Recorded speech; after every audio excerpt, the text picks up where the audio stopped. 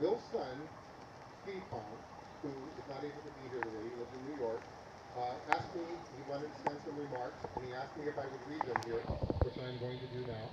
And I think that after you hear Bill's words, Steve's words, you'll probably know Bill a lot better. If you never met him or knew him, you probably would get to know him by some of the things I'm going to read to you now. Picture in your mind a civil servant. Now picture a politician. The commonly held image is not a happy one. A new scandal seems to surface every week, but that pervasive public image obscures the mountain of important work in the public interest that gets done every day by officials who are sworn to serve the people.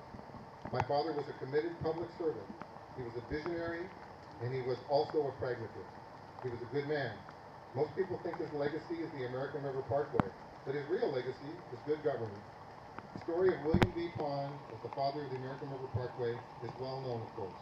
Arriving in Sacramento County as its first director of Parks and Recreation, and from a standing start, he realized correctly that the county's population would grow exponentially over the next few decades, that the American River running through it was vitally important historically, that the river offered a natural and unspoiled setting within what would soon become an overwhelming suburbanized area, and that, left unprotected, this gem of a river would soon enough find itself in the hands of land developers and industries, its fish, fauna, and flora ruined or else given to a privileged few to enjoy.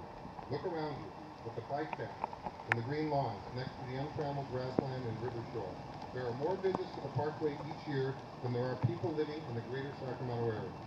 My father's accomplishment, a park system running unbroken from Nimbus Dam to Discovery Park at the confluence of the American River with the Sacramento, achieved a delicate balance between public access and nature conservation. How did he do it? First, did he do it? The parkway was the brainchild and result of a conspiracy, of sorts, a conspiracy for good. If Dad was great, he was great at liking people and getting people to like him. He was a good and evil man, and good people saw their own better natures reflected in him. Those good people included prominent landowners like the Dedering family, who turned down several offers by developers to strike a fair but less lucrative deal with the county.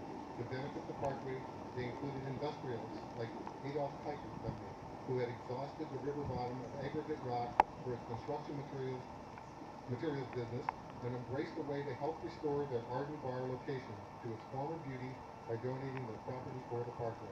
They included an elementary school teacher, FER, whose indefatigable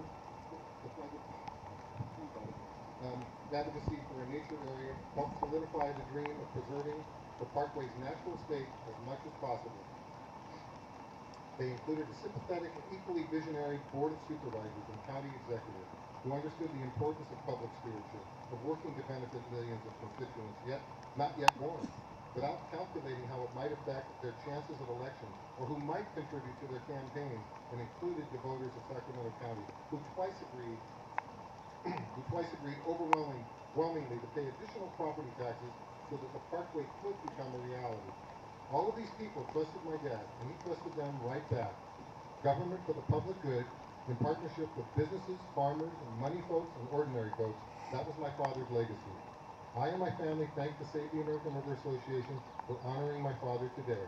But a plaque, even as beautiful and touching as this one, is a poor commemoration for a closed park. Poor compensation for a closed park. We ask that everyone here today honor my father by rejoining the conspiracy for good. Save the American River Park.